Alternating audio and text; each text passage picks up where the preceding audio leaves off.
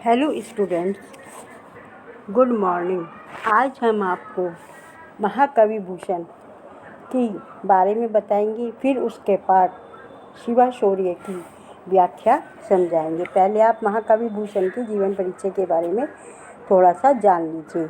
ये वीर रस के सर्वश्रेष्ठ कवि थे और कवि भूषण का जन्म संवत 1670 विक्रम संवत 1613 ईस्वी में कानपुर उत्तर प्रदेश के त्रिविक्रमपुर नामक गांव में हुआ था। इनके पिता का नाम पंडित रत्नाकर त्रिपाठी था। वो किसके बहुत अधिक भक्त थे? दुर्गा माँ के बहुत अधिक भक्त थे। अब हिंदी के प्रसिद्ध कविदेव चिंतामणि त्रिपाठी और मोतीराम इन्हीं दोनों के पुत्र अर्थात भूषण के वो भाई थे। अब दोनों ने ही इनका बहुत सम्मान किया था। बाद में शिवाजी दरबार में चले गए थे और इनके सम्मान से प्रसन्न होकर भूषण ने कहा था, शिवा को बखानो छत्रसाल को। ये इस प्रकार से इनके बारे में इनको टिप्पणी दी गई थी। और निरंतर वीर रस से पूर्ण कविताओं की रचना करते हुए इनका जीवन लीला का अवसान संवत 1772 विक्रम 1751 ईस्वी के लगभग हो गया था। अब आगे देखिए आप भूषण। अब इनकी रचनाएं देखिए। भूषण उल्लास और भूषण हजार, इनमें से केवल इनके 3 ग्रंथ ही उपलब्ध हैं। और इनकी रचनाएं हैं। इन्होंने अपनी रचनाएं कौन कौन सी लिखी? शिव सिंह सरोज नामक इनकी रचनाएं मिलती। शिवा शिवानी, छत्रसाल दशक, और ये सब इनकी क्या है? रचनाएं हैं। और ये इनके कवि में किसकी अधिक प्रधानता रहती है? हमेशा वीर रस की प्रधानता इनकी कविताओं में पाई जाती है। और ये भूषण जो है बाबर, हुमायूं, अकबर की सहिष्णुतापूर्ण नीति की हुमायूं हरिबंद गाय मुक्त कंठ से इन्होंने बहुत अधिक प्रशंसा की। भूषण के संबंध में आचार्य रामचंद्र शुक्ल के रामचंद्र शुक्ल ने कहा है, भूषण ने जिन 2 नायकों की कृति को अपने वीर काव्य का विषय बनाया है, वे अन्याय दमन में तत्पर इतिहास प्रसिद्ध कौन थे? वीर थे। उनके प्रति भक्ति और सम्मान की प्रतिष्ठा हिंदू जनता के हृदय में उस समय भी थी और आगे भी बनी रही थी या बढ़ती गई। इसी से भूषण के वीरस के उद्गार सारी जनता के हृदय की संपत्ति हुए। अब लास्ट में कहा जाता है, भूषण की कविता कवि कीर्ति संबंधी एक अविचल सत्य का दृष्टांत है। अब आपने इसके परिचय के बारे में जाना है। अब आप इसकी व्याख्या सुनिए। क्या देखिए,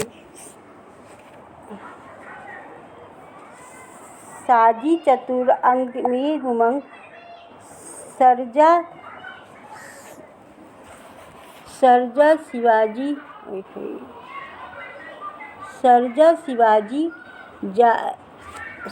शिवाजी जीतन चलत। अब क्या बताया? भूषण कहते हैं कि सर्जा उपाधि से विभूषित अत्यंत श्रेष्ठ एवं श्री वीर शिवाजी अपनी चतुरंग माने 4 रंगों की चतुरंगनी मतलब 4 प्रकार की सेना, पैदल, हाथी, घोड़े और रथ को सजाकर शिवाजी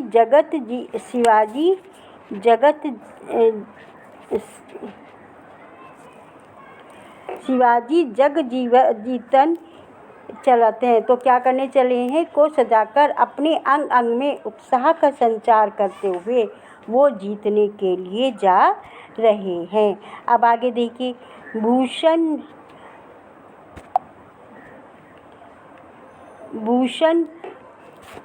अब देखिए आगे, भूषण बनत नाद विहद नगारन के, नदी नद में मद गैबरन के रलत है। अब इसको देखिए क्या कहते हैं। उस समय नगाड़ों का स्वर बहुत अधिक तेज हो रहा था। हाथियों की कनपटी से बहने वाला मद, किससे? हाथियों की कनपटियों से बहने वाला मद जो है उसके कान से एक ऐसा प्रतीत हो रहा था मानो कोई द्रव बह रहा हो, और जिसे क्या कहते हैं? मद कहते हैं। नदी नालों की तरह वो बह रहा था। अब आगे देखिए। एल फैल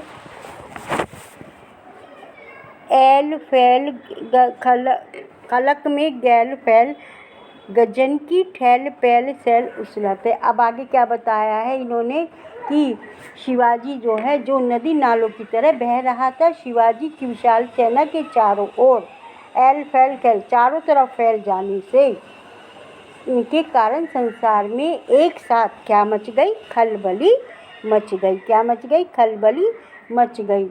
और हाथियों की धक्का मुक्की से, गजन की ठैल पैल से, गजन माने हाथियों की ठैल पैल से क्या हो गया? पहाड़ भी उखड़ रहे थे। क्या उखड़ रहे थे? पहाड़ भी उखड़ रहे थे। हाथियों की धक्का मुक्की से पहाड़ भी उखड़ रहे थे। अब देखिए। तारा तो तरनी धुरी धारा में लगत जीप, धारा ते धारा थारा पर पारा पारावर जो हलत है। अब आगे बताया है कि विशाल सेना के चलने से इतनी अधिक तरनी धूरी धारा में इतनी अधिक धूल उड़ रही थी कि अधिक धूल उड़ जाने के कारण आकाश में चमकता हुआ आकाश में जो चमकता हुआ सूर्य तारे के समान, किसके समान लग रहा था? तारे के समान लग रहा था।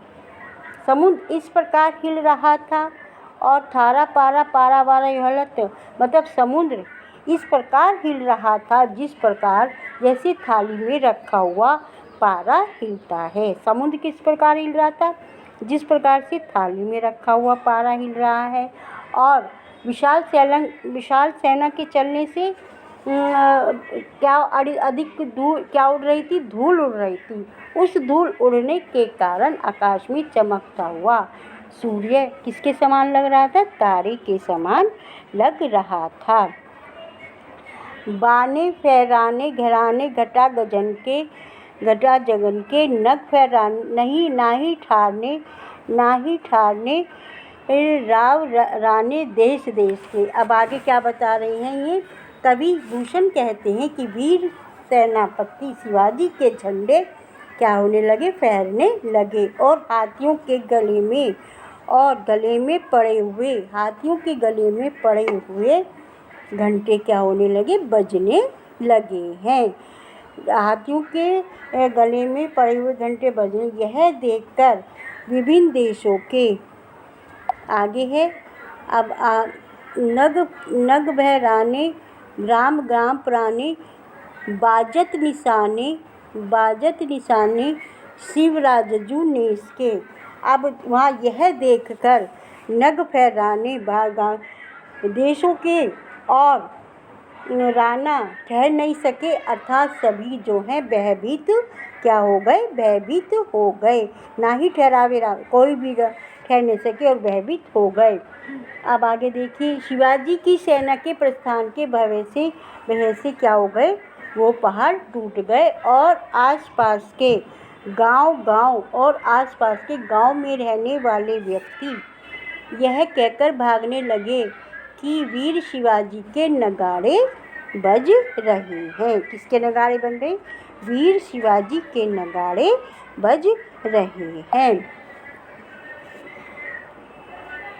बज रहे हैं। अब हातिन के ओधा उकसाने कुंभकंजर के भोन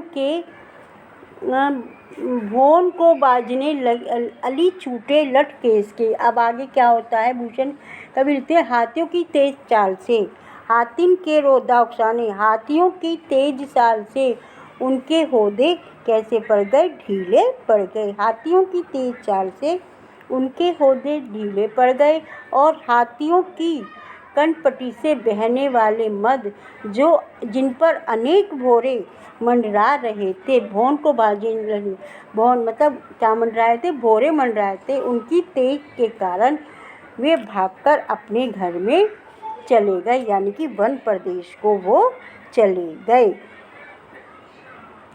अब दल के दरान के कमटकार ने केरा के से पात बिढ़ाने पंचेश के। अब उस समय उड़ते हुए वो ऐसे लग रहे थे, दल के दौरान जब वो चल रहे थे तो उस समय उड़ते ऐसे लग रहे थे मानो लटों के खुल जाने पर केश जो हैं क्या हो जाते, इधर उधर लहरा जाते हैं। शिवाजी की सेना के चलने से पृथ्वी को धारण करने वाले कछुए की केरा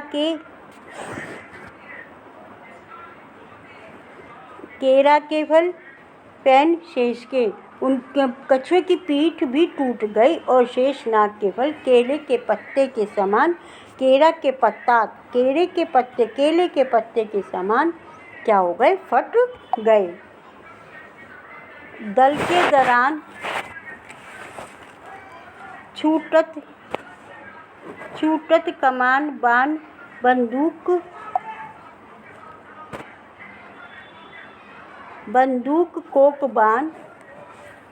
कोकबान मुश्किल होत मुन चाहू की ओट में। अब आगे क्या कवि कहते हैं,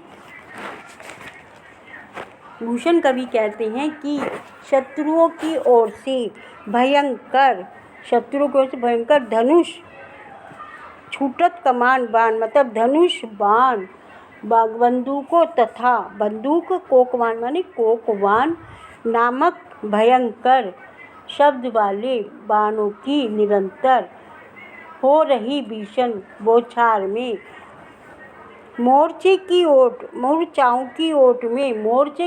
में भी अपनी रक्षा करना क्या हो रहा था, मुश्किल हो रहा था। दोबारा देख लीजिए, भूषण कवि कहते हैं कि शत्रुओं की ओर से भयंकर धनुष बाणों, बंदूकों, कोकवान नामक भयंकर शब्द करने वाले बाणों की निरंतर हो रही भीषण बौछार से मोर्चों की ओट में भी अपनी रक्षा करना क्या हो रहा था, मुश्किल हो रहा था। ताही समय शिवराज हुक्म के हल्ला क्यों दावा बांधी देश भी बैरन ले जोट। अब इसको देखिए, अब क्या कहती हैं कि ऐसे भीषण युद्ध के समय महाराज शिवाजी अपनी सेना के चुने हुए वीरों को साथ लेकर और शत्रुओं को ललकारते हुए गर्जना के साथ आक्रमण का आदेश दिया। अंकित का फोन आ रहा है, आदेश दिया।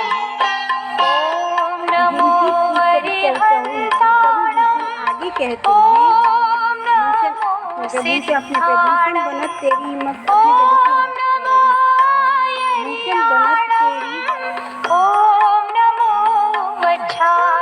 भूषण बनत तेरी हिम्मत कहाँ लो, किस्मती की ही लागी जाकी होठ झट जोट में। अब आगे क्या कहते हैं कि कहने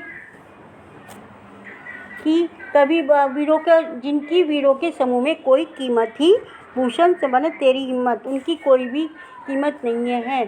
शिवाजी की हिम्मत अखतनीय है, जिसको कहा नहीं जा सकता, बहुत नैनी हिम्मत कहो।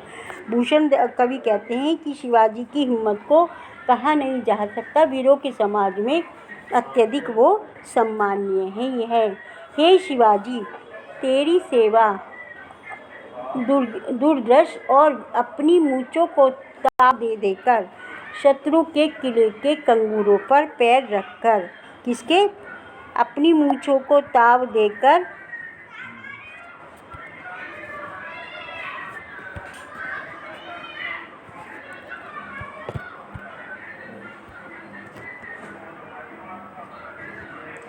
अपनी मूंछों को ताव देकर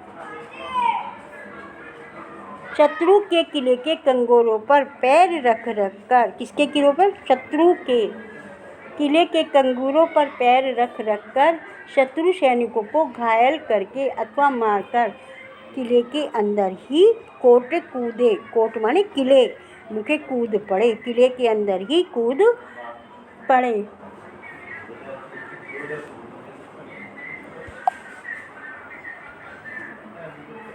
इंद्र निज हे फिरत गरज, इंद्र को अनुज हेरे दुगध दीश को। अब आगे देख क्या कहते हैं, कवि भूषण कहते हैं इंद्र अपने एरावत हाथी को, इंद्र निज, निज माने अपने, फिरत गज इंद्र एरावत हाथी, गज इंद्र अपने एरावत हाथी को खोजते हुए, और विष्णु भगवान क्षीर सागर को खोज रहे हैं।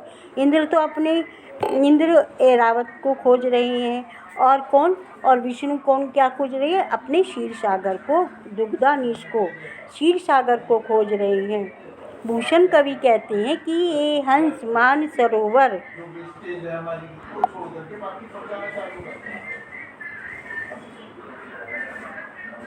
भूषण कवि कहते हैं कि हंस मान सरोवर को खोज रहा है।